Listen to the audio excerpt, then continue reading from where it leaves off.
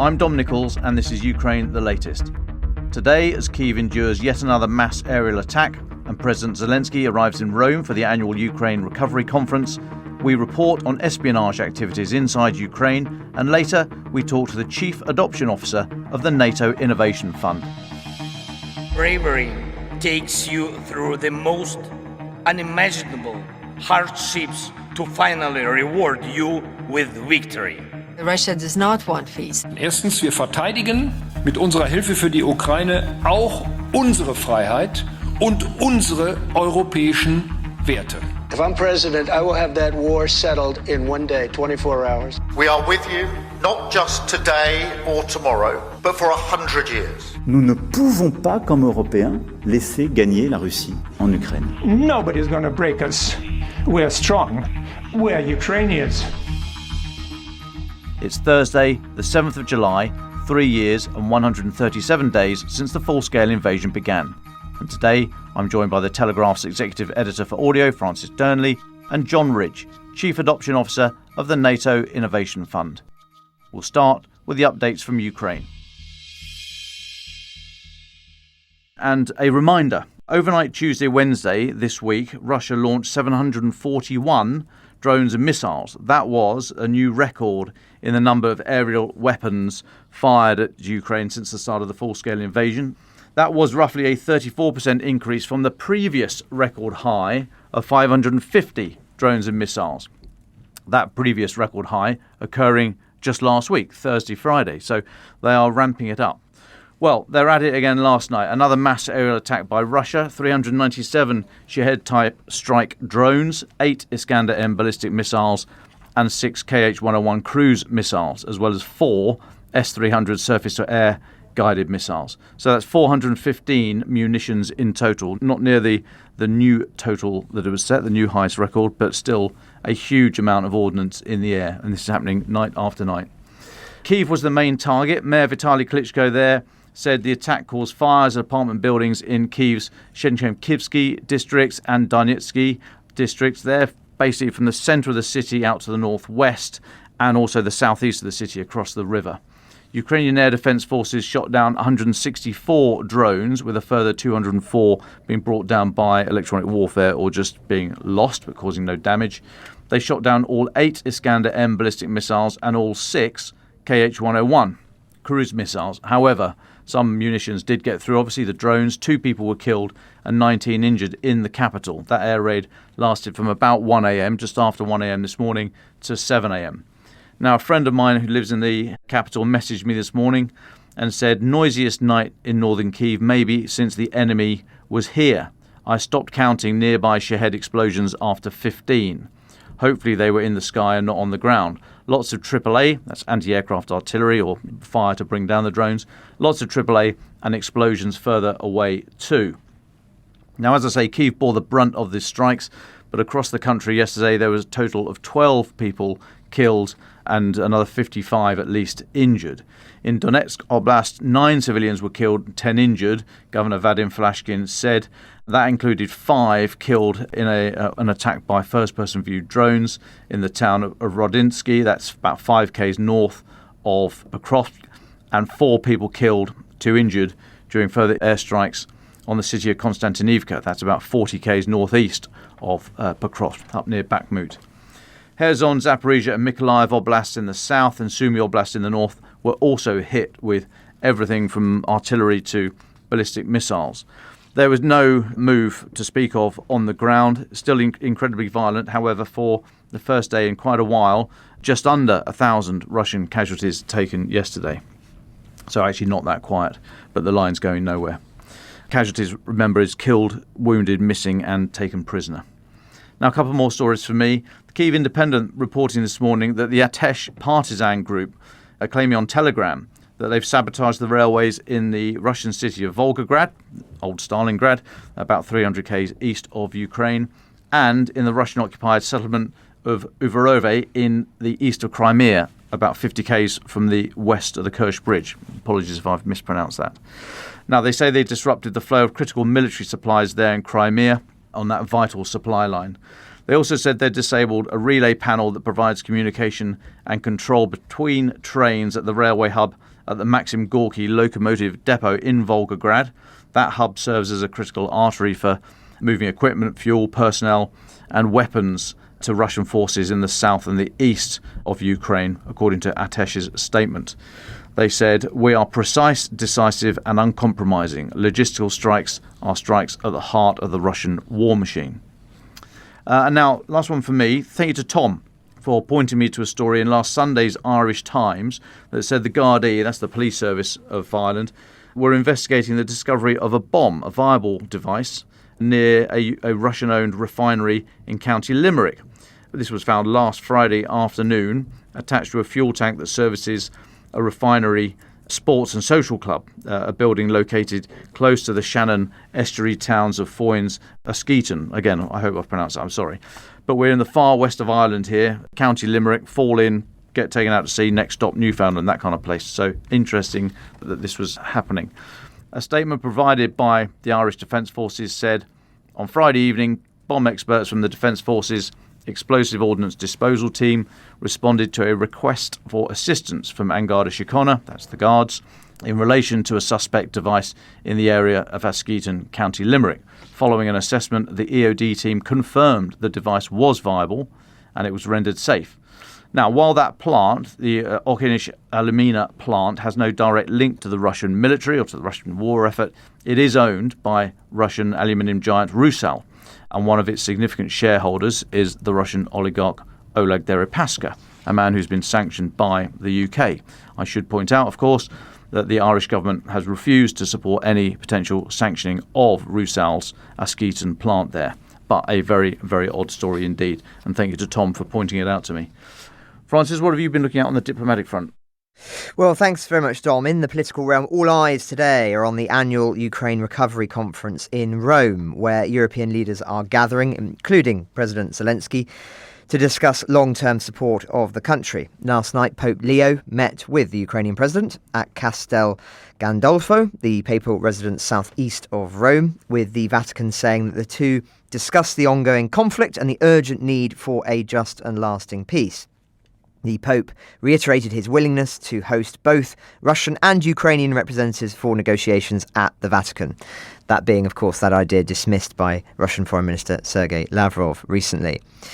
Zelensky also met once more with US Special Envoy Keith Kellogg in a conversation focused, they said, on arms supplies and strengthening air defence, plus the purchase of American weapons, joint defence production and localisation in Ukraine. Now, just on that theme, the other significant meeting today is between Britain's Keir Starmer and France's Emmanuel Macron, which, according to Politico, will see the two leaders sign a declaration spelling out that the British and French nuclear deterrence can be coordinated, update the Lancaster House treaties, a defence pact signed in 2010, jointly develop a new cruise missile to replace the Storm Shadow, and work together on the development of advanced anti-drone weapons. This new relationship has been dubbed the Entente Industrielle rather than Cordiale. You can see what they're trying to do there. Very good. But Adley is there at the moment and will be reporting on just how much really heft this has. We need to see the details. As we discussed yesterday, and I plan to pick it apart in this week's newsletter, the Coalition of the Willing's focus has shifted to procurement and arms rather than bolder action, such as inserting troops onto the ground before or after a ceasefire. For some, this symbolises a tragic climb down. For others, a recognition of the political reality in light of the American position and Europe's lack of preparedness. Financial support for Ukraine matters too, of course, and Ukraine's Prime Minister Schmeichel has confirmed that Ukraine received another €1 billion from the European Union, funded from the profits of frozen Russian assets. That brings the total to, I think now, over 18 billion. Now, again, this is profits from the assets, not the assets themselves, which remain frozen, despite recent calls from some of the most senior figures involved in the war in the United States, let alone Europe, such as former National Security Advisor Jake Sullivan, who called very recently that needed to be unlocked as a matter of urgency. But it seems that, as with so many of the things we've just been discussing, the wind has gone out of the sails somewhat. Now, I'll keep you all posted tomorrow on what happened on the first day of the summit in Rome, but moving into a different realm, I want to focus the rest of my section today on some recent stories about spycraft. And in another significant development this morning, a senior Ukrainian spy has been shot dead by an assassin using a silenced pistol on the streets of Kyiv. Colonel Ivan Volorich, a senior operational officer in Ukraine's security service, was crossing the street near a block of flats in the capital's Holosevsky district when he was approached by a man with a pistol who shot him 5 times before fleeing the scene. Now, footage shared on Telegram showed the moment he was attacked next to a row of parked cars. Following the attack, a man was seen running along the street in the opposite direction while putting a gun inside his shorts.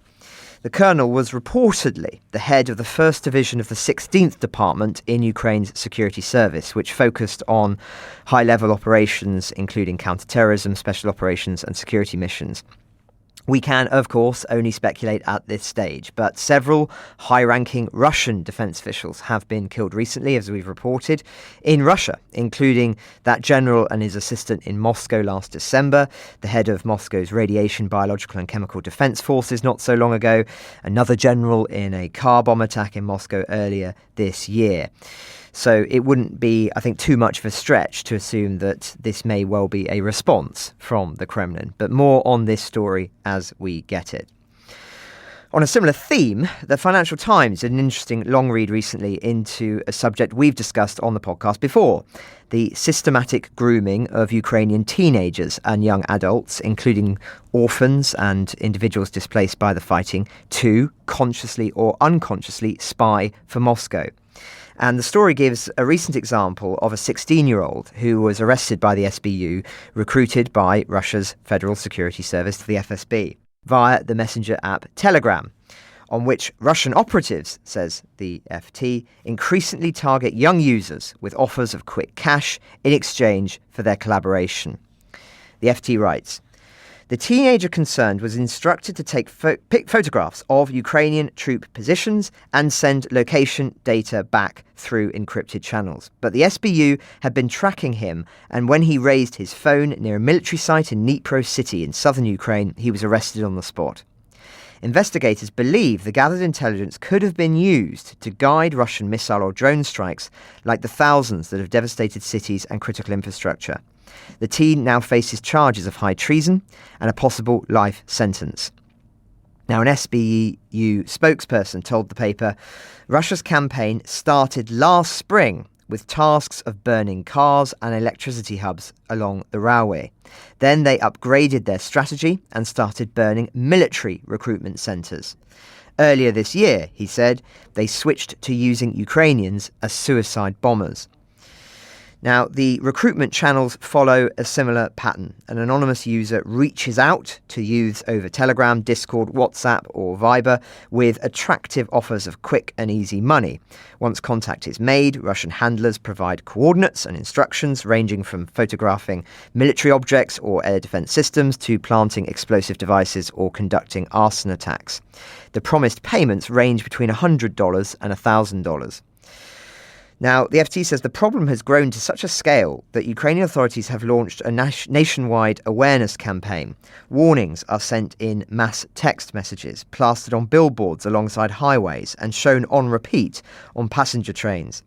A video targeting teenagers to raise awareness of the matter teaches them how not to fall into a trap and stay one step ahead of the FSB.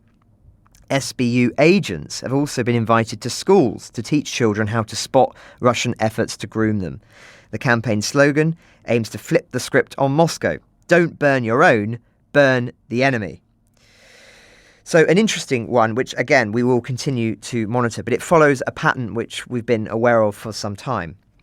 The last story relating to espionage is perhaps the most geopolitically significant. Ukraine has also arrested a Chinese father and son for spying on its Neptune cruise missile program and attempting to smuggle confidential information about its production. So an investigation identified the son of a 24-year-old former student at one of Kyiv's technical universities who had remained in Ukraine after being expelled in 2023 for academic failure. Now, his father reportedly lived in China but made frequent visits to Ukraine to personally coordinate his son's espionage activities, with the son allegedly trying to recruit a Ukrainian national working on the missile's development to obtain technical information. Now, Beijing, as we all know, has been trying to appear neutral in the war, when the reality is they've been a critical ally for Russia as soon as the conflict began. Just look at the example of economics, but it's almost certainly impossible as well that the North Koreans could have entered the fray in the way they have without permission from President Xi, given Pyongyang's dependencies on Beijing. But, and this is important, I think, it is an alliance born of opportunity, and there is a real opportunity for Beijing to make Moscow dependent on her. And more than that, not discussed enough in my opinion, to learn how warfare is evolving in order to learn the lessons and steal the technology, which this story, of course, speaks to. That is reportedly a concern of the Kremlin as well, and a fascinating piece in the New York Times recently, I'd say an essential read for anyone interested in the Sino-Russia relationship, documents Moscow's deep suspicion of China and its espionage strategy. To quote the piece, in the corridors of the headquarters of Russia's domestic security agency, a secretive intelligence unit refers to the Chinese as the enemy. This unit, which has not previously been disclosed, has warned that China is a serious threat to Russian security. Its officers say that Beijing is increasingly trying to recruit Russian spies and get its hands on sensitive military technology, at times by luring disaffected Russian scientists. The intelligence officers say that China is spying on the Russian military's operations in Ukraine to learn about Western weapons and warfare. They fear that Chinese academics are laying the groundwork to make claims on Russian territory. And they have warned that Chinese intelligence agents are carrying out espionage in the Arctic, using mining firms and university research centres as cover. The threats are laid out in an 8-page internal FSB planning document obtained by the Times that sets priorities for fending off Chinese espionage. The document is undated, raising the possibility that it is a draft, though it appears from context to have been written in late 2023 or early 2024. Now, as the New York Times recognises, read one way, the FSB document lends credence to the theory that with the right approach, Russia can be cleaved away from China, speaking to mistrust and suspicion on both sides of the relationship. But, and I think personally this is the more accurate reading, another reading of the document leads to the opposite conclusion. The fact that Mr. Putin is apparently well aware of the risks of a closer relationship with China and has decided to push ahead anyway, which could suggest little opportunity for the United States to get Russia to change course. So a really fascinating read, which we'll link to in the show notes. At the end of the day, whatever friendlier relationship Russia has with the US under Trump now cannot be relied upon to be the case long term, and it would be an enormous gamble for the Kremlin to disavow China and move closer to Washington, which is why many would argue the idea, which is reportedly a linchpin of many in the Trump administration's approach, that Russia can be brought more into the fold, is simply for the birds. Or for the seagulls. My mind's still in Scarborough. Thanks, Francis. Yeah, interesting one, that. I mean, this axis, George W. Bush coined the term axis of evil, never really went down well, but this, I don't know what we're calling it, but there's clear evidence that Russia, China, Iran, North Korea are drawing closer in their dependencies, trade, and all the rest of it. And I fail to see why the US administration don't see Russia as part of that at the moment. They seem to be very close. They've identified China as their biggest pacing threat, and yet they don't see that one way to really impact that is to go harder on Russia. I'm just amazed. So interesting stories, but yeah, we will continue to look at that. Now, I'm delighted to turn to today's guest, John Ridge, Chief Adoption Officer at the NATO Innovation Fund. There's a load of questions there already straight away for me. But John, I'm fascinated by NATO. The recent summit in The Hague talked about the defence spending up to 5%, 3.5% on heavy metal, 1.5% on wider defence spending. So this whole idea of money priorities, capability gaps is really in sharp focus at the moment. And I'm particularly interested in how much agency NATO has, i.e., is it just a convening club for the member states to poll up with whatever their capability gaps are and what have you, or does it actually have agency and it can start directing things? So I'm really keen to dig into this. But just as a starter for 10, what is the NATO Innovation Fund? Welcome, John. Thank you very much indeed for having me. And quite a sobering introduction in terms of those stats at the beginning about Ukraine, and kind of puts into sharp focus why I'm motivated by what I do, why the mission of supporting NATO and deterring further conflict is so important. I suppose it's worth doing a bit of an origin story of the NIF and Diana. So two organisations that were brought about by NATO in recognition that the world has changed, and where we want to get our cutting edge technologies from. Historically, that's been done through sort of traditional defence industry, through government R&D programmes.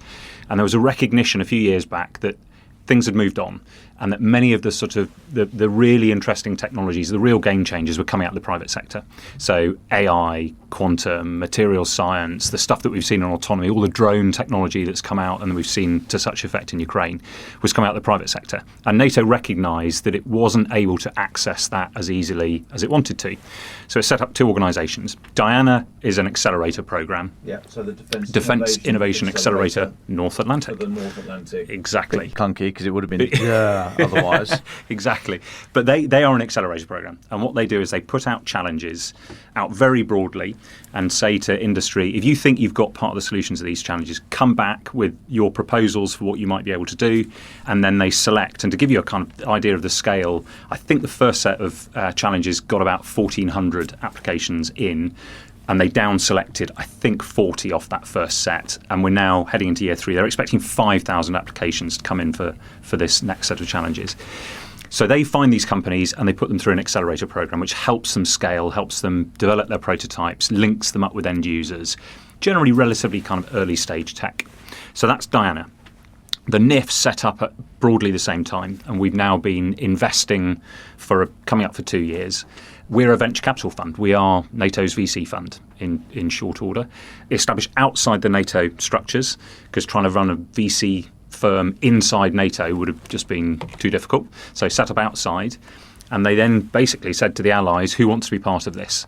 And so 22 at that stage, and Finland and Sweden come on since, so 24 of the 32 nations have pulled their money inside this VC fund, total of just over €1 billion, a 15-year fund looking at deep tech, with the idea that we invest to secure defence, security and resilience, all three of which you kind of touched on in your introduction there. So those 24 nations pull that money and we make investments. And so, as I say, we've made so far 12 direct investments, so putting money into startups in return for equity in a kind of classic VC model. And we also make fund-to-fund investments. So we will put money into particularly funds in areas that are underserved in terms of venture capital, and we'll kickstart them with funding through that. Thank you. Now, I'm already hanging on to your ankles, right? So we've got to take it nice and slow. Just talk to me as if Francis is a 5-year-old. So who sets the priorities? And when you say the money goes in, so that's going to come off the 1.5%, I presume, of the defence. That's where this is coming from. That's going to be counted into that bit. Member states are going to put their money in the pot, in the venture capital pot, as you say, and then who gets to decide what that is spent on and at what classification? Because you want to hit I'm not going to use the clunky phrase cutting edge. I will kick myself if I do. But you want to get the absolute You want to get the cutting edge stuff, right? Which is generally in a national sphere going to be above secret. So how do you share that with somebody else? How on earth do you go about getting the real niche stuff and be able to share with allies?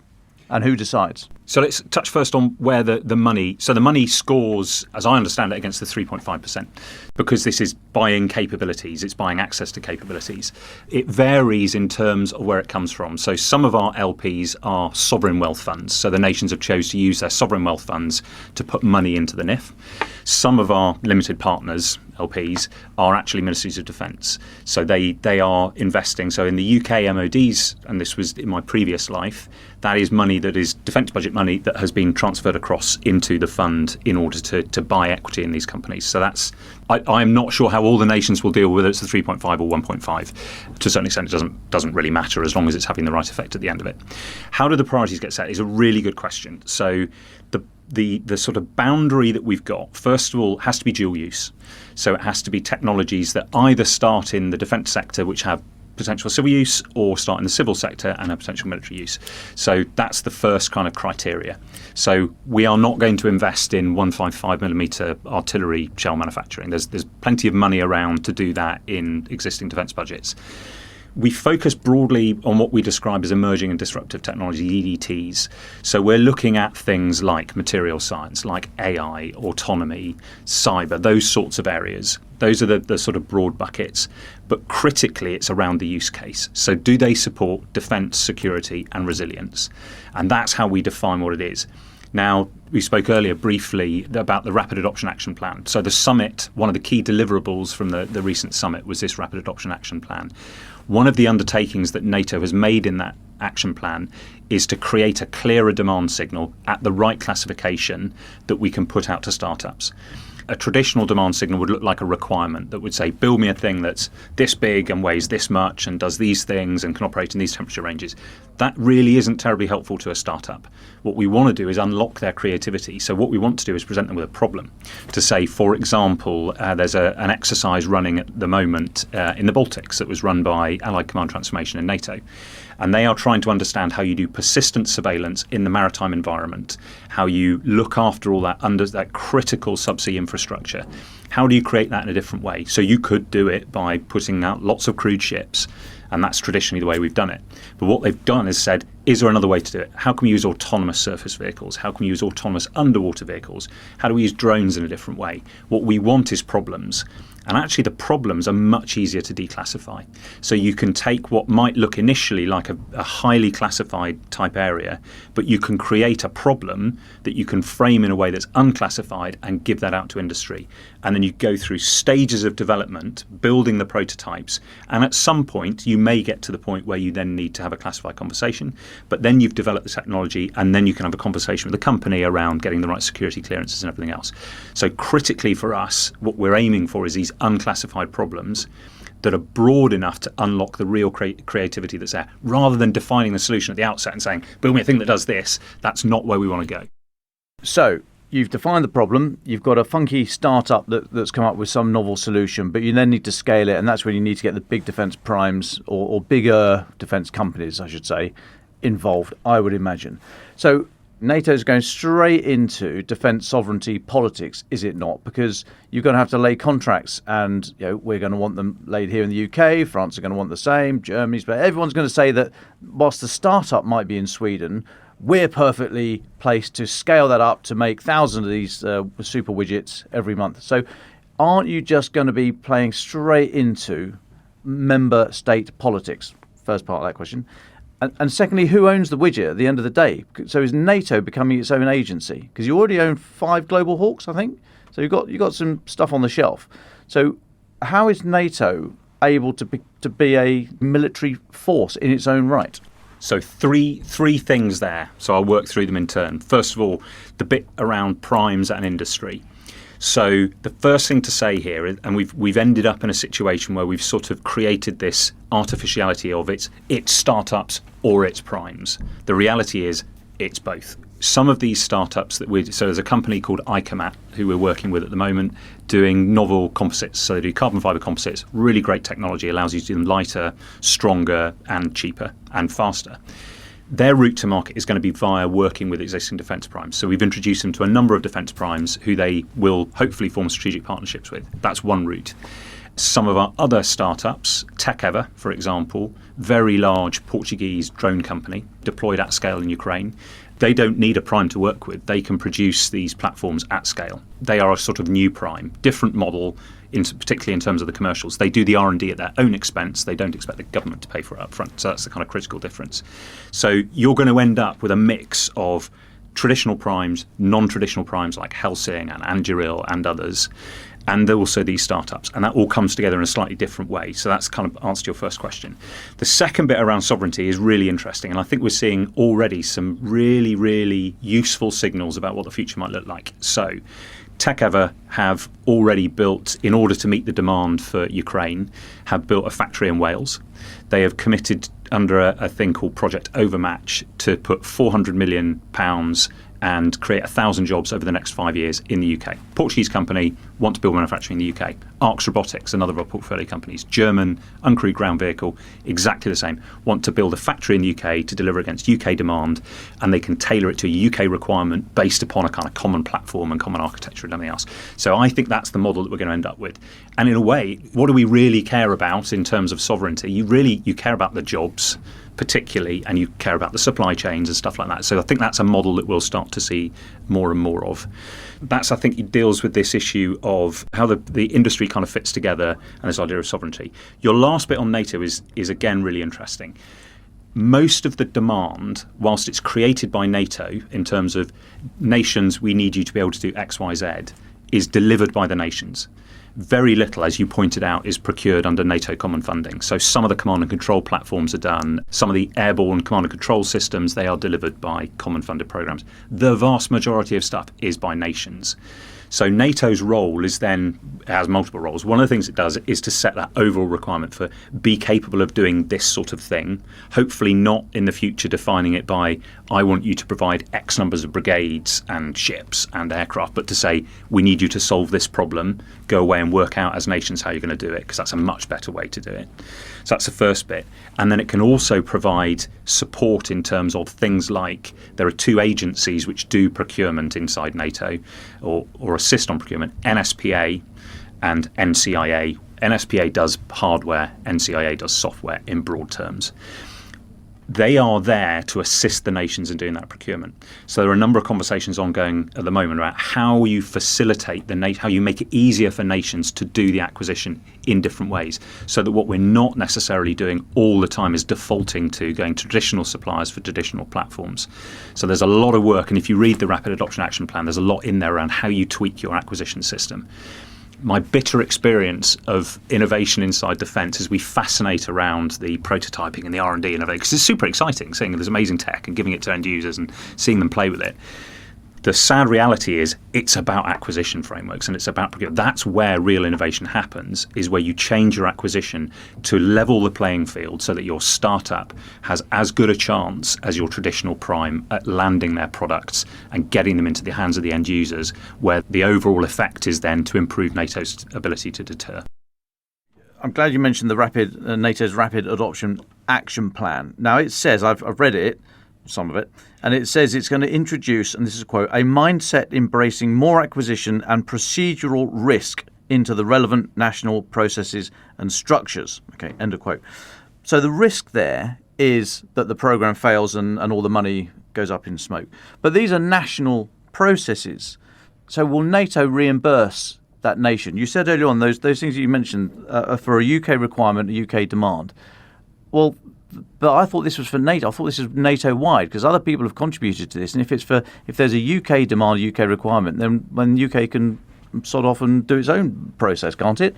I mean, if this plan is going to be expecting national procurement processes to take risk for NATO requirements, if that risk is realised, will NATO stump up the cash? So no, NATO is not taking on the responsibility of underwriting risk in national programmes. The reality is that most NATO nations, the majority of what they're doing is for NATO missions. And you've seen this in the SDR recently. NATO first, absolutely clear statement from the UK government around our priorities. NATO first, written throughout the document. What NATO's trying to do is to say, if you think about this acquisition and you think about taking more risk in there, the irony is that by taking more risk on potentially investing in startups versus primes, is you actually can end up with the programs being cheaper and being more effective, and most importantly, delivering quicker.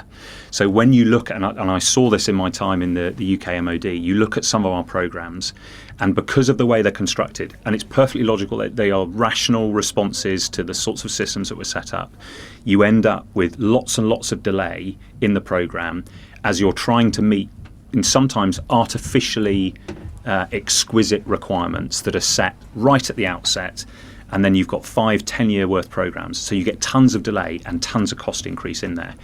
Often, if you go to a startup and say, I want you to solve this problem, they'll have something that's 80% done already. And all you're doing is you're tailoring existing things. This is exactly what we're seeing in Ukraine with drones. You're taking off-the-shelf things and adapting them, which makes them, A, much, much quicker to deploy. So you get it into the hands of end users who can then continue to iterate it. And B, it's cheaper. So whilst you're introducing some risk in some areas, I think we need to be realistic that the payoff will more than outweigh that risk when you aggregate it all up. Thanks, John. Last one from me. So the Rapid Adoption Action Plan also says, aims to significantly accelerate the pace at which the alliance adopts new technological products in general to within a maximum of 24 months. I mean, that is incredible. 24 months. That immediately makes me think quite lo-fi. You know, if it takes multiple years to produce a new tank or fighter jet or what have you. So you're not going to be aiming for that kind of thing. So does that not mean that your ambition has to be shorter? 24 months is a blink of an eye going from problem to being able to touch the thing on the shelf. So how is that going to work, 24 months? And does that not mean, is there no room for something longer? Are you not just going to invent with such a short time frame just a slightly better thing than that you have today?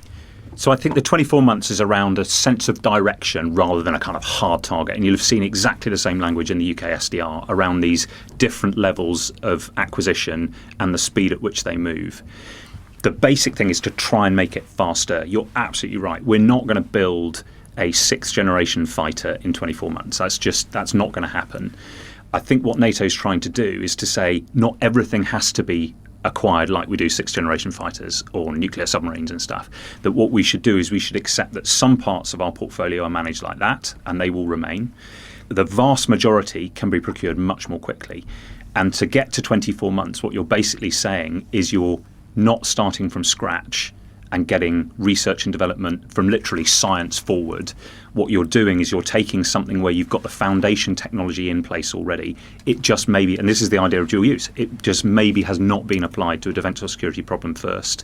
But what you're trying to do is to pull that in so that you can do the refinement and you can tailor it for a military or security use case, which will be much, much quicker. So it's not about a kind of hard target for every single thing that all ministries of defence procure, because that's just unrealistic. Thanks for your time today, John. This is very interesting and a subject we haven't covered in detail before. You make reference to some of the programmes that you've worked on through this scheme, if that's the right way of articulating it. Can you talk a little bit more broadly about the patterns of development? You mentioned drone warfare as being one, and I think that's the obvious one that we're seeing across the board. But are there other patterns that perhaps are being less noticed in terms of weapon development? Yeah, so as you say, and I would go beyond drones to autonomy. We're now seeing in Ukraine fielding of autonomous capabilities in the air, in the maritime, and in the land domain. So we're now seeing those 3 domains starting to use autonomy in really quite imaginative ways. And that feels like a trend that's going to accelerate really quickly. And there was, I think, again, it was in the FT this morning, or one of the papers was around the use of AI in support of those technologies.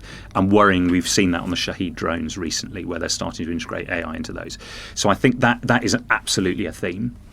I think what's interesting, if you kind of reverse back as a venture capitalist and think about where do I bet on this, given the number of companies that are doing drones in particular, so uncrewed air systems, it's quite difficult to pick a winner in there. We think we've got one in TechEver, but there are thousands of companies doing that now. It's quite hard to pick a winner in terms of the specific platform.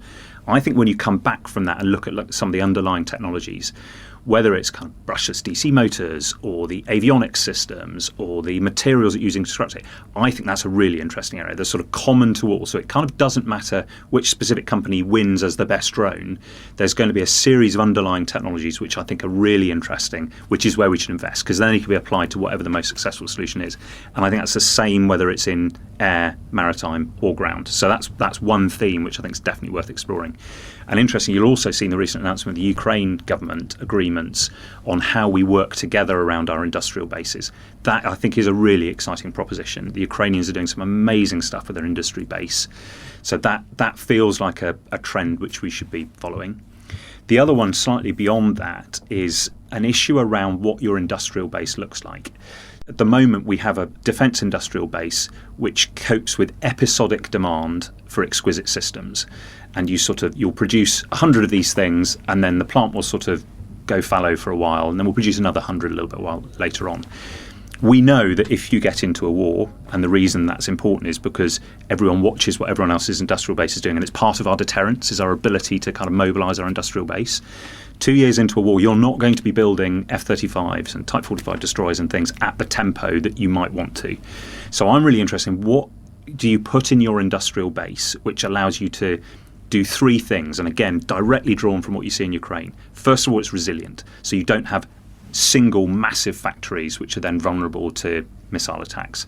Second, it needs to be adaptable, so you're not building the same thing for 5 years. You're building something which might be changing on a weekly basis based on feedback from the front line of this thing doesn't work anymore, I need you to do X. So it needs to be super, super adaptable, and we're seeing that in Ukraine. And the third thing is it needs to be scalable, so that you can go from producing 10 things to 1,000 things. That, I think, is a really interesting proposition, and that unlocks some fantastic opportunities for things like additive manufacturing, how you might put CNC machines together and kind of have a group of them that you're running. What do you do about your designs? How do you sort of send those securely across? So I think there's some really interesting investment opportunities around that slightly less shiny bit, but this kind of fundamentals of what your industry base looks like.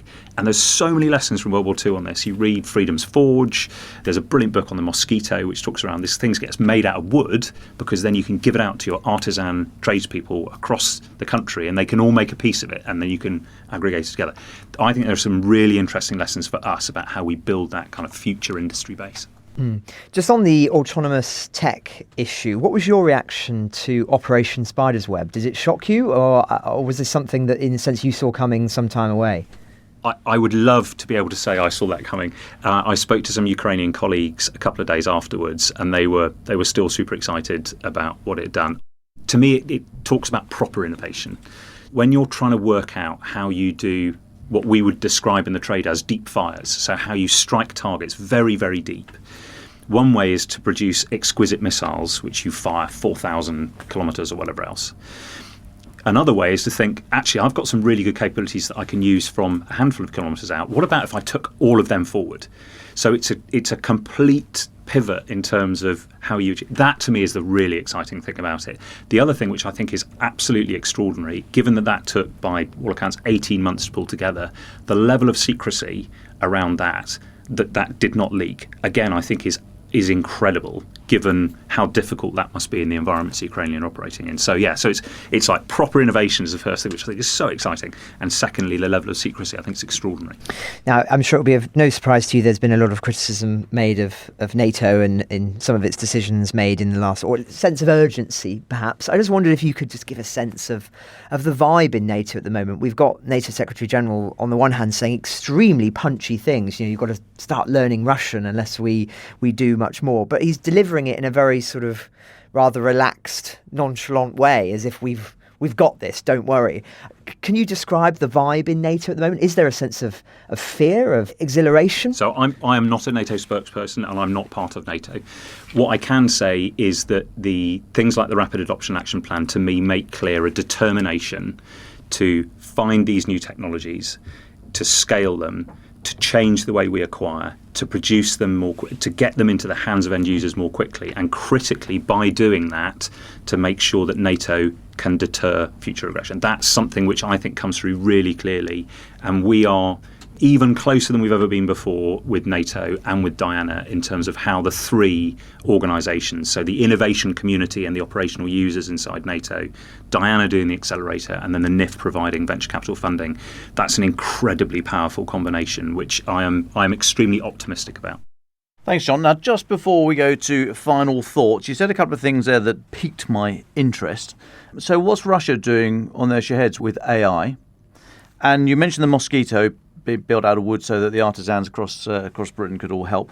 We've been having a discussion on the pod recently about 3D printing. Is that something you think the good people across Europe, across the world, could help? And is there a mechanism? Can people look at somewhere to say there's a demand for this kind of spec, these dimensions, anyone with a 3D printer, off you go? So Shahid's first, as I understand it was a newspaper article around how they were integrating AI to do terminal guidance. So given the challenge and the success of what the Ukrainians have done in terms of jamming various signals, they're now, and the Ukrainians are doing exactly the same, how do you mitigate that using AI? So how do you find your target if you can no longer communicate back? And this is a kind of a cat and mouse game, and you'll have seen the same in terms of the optical fibres and how that all works. So that's worrying, because it just requires then another iteration on the Ukrainian side of how to counter it. And we're obviously, as you can imagine, watching these sorts of developments and working out how you apply that responsibly inside a NATO construct. So understandably, people get very concerned when you talk around AI and lethality. I think we need to make sure we've had a really sophisticated debate around it. It's not killer robots, but we need to think about how we do that, because that is going to be a feature of future conflict. If you can't communicate with your platforms, we need to think about how we do that in a responsible way. 3D printers, there is a challenge though. And again, this goes back to that kind of mosquito example earlier. What you might want to think about is if you can leverage all those 3D printers, the CNC machines, everything else. So you've got this enormous networked ability to do manufacturing. What can you build? Not what would you like to build, but what can you build? That then tells you, and this goes to CGS's bit around 20-40-40, which was the model he puts in the SDR of 20% crude, 40% uncrewed, and 40% attritable. That then tells you might want to have a different set of capabilities that you can then use your printers to produce. So you kind of end up with this chicken and egg bit of, if you start with a presumption that it's all exquisite platforms, then you probably don't need your 3D printers. If you start from, actually the thing I'm going to have is a load of 3D printers and a different industrial base, what does that mean I can actually use to fight with? And I think that's an interesting challenge for us as well. So, final thoughts. I'm going to kick off. I hear from a friend of mine in Ukraine that there is a serious shortage of blood plasma in Ukraine at the moment. The individual speaking to me says, I've had several messages from ex-comrades and medics asking if the Allies can help them find much needed plasma for medical stations at various depths behind the zero line. This shortage is killing wounded fighting men and women, and all too often the medics and ambulance drivers who try to evacuate them. Now, I'm told, this is me speaking now, Dom, I'm told freeze-dried plasma is most needed. I don't know what these terms mean, so if you do and you can help, please do. But there's a shortage of blood plasma, and freeze-dried plasma is most needed. I'm also told that foreigners actually in Ukraine are allowed to donate blood and blood plasma if they have permanent residency. So if you're in that bracket and you feel like supporting, please do. Francis, any final thoughts? Well, thanks, Dom. Just because we're on the subject of NATO today, we had some interesting correspondence recently from someone who works for the organisation who raised concern about the term lethal deployed by Secretary-General Mark Rutte in describing the NATO that he's trying to develop. To quote the individual concerned, this change in wording is quite significant. Does this still fit with NATO's core principles? And are any nations pushing back against this? It would be fantastic if this could be questioned in your podcast, as I really value critical remarks, and I know many of my colleagues in NATO will value it as well. So to answer your question directly, if any are raising concern about this, it's behind closed doors, but elsewhere in your email you allude to the idea that using the term lethal for a defence organisation plays into Russia's hands. Now, that may be so in their propaganda, but I'd say that Russian propaganda has already been portraying NATO for years erroneously as an aggressor. So I would argue you can't act in fear of that. One has to do what you deem is right and what is necessary for the defence of Europe. And I keep returning to that phrase, NATO threatens Russia the way a lock threatens a thief. It's vitally important that we don't let ourselves be shaped by the fear of what the enemy is going to do. I think you have to simply think in terms of what is the right thing to do. But to the original question put forward, is there some concern about this? Not that we've seen, but I'm sure that there are some in countries in the NATO alliance that are a little bit nervous about this. But generally speaking, it seems that most leaders who were present at the last summit were on board with this approach. Thanks, Francis. Now, John, delighted to have you, as I said earlier. Thanks so much for coming and explaining NATO Innovation Fund. As our guest, would you like the very final word? Thank you. And thanks very much indeed for the privilege of coming and talking to you. I suppose I should finish by saying, first of all, we're very proud of the fact that two of our companies are deployed at scale in Ukraine. So ARX and TechEver are part of the fight, part of defending Ukraine now. I am always humbled when I either visit or speak to colleagues who are out there of what they're doing. We're trying to learn everything we can from what they're doing. So once Ukraine has prevailed, that we prevent things like that happening again. That's a critical part. And I think it plays back to your previous point earlier.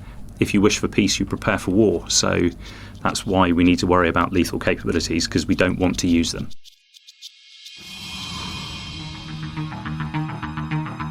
Ukraine the Latest is an original podcast from The Telegraph, created by David Nicholls. To support our work and stay on top of all of our Ukraine news, analysis and dispatches from the ground, please subscribe to The Telegraph. You can get 1 month free, then 2 months for just £1 at www.telegraph.co.uk/Ukraine the Latest. Deploying cutting-edge technology, we also release Ukrainian and Russian versions of this podcast. These translations retain our voices and delivery so that it can reach listeners in every region of Ukraine and those parts of Eastern Europe where Russian is still widely spoken. Links to those can be found in the podcast description to this episode.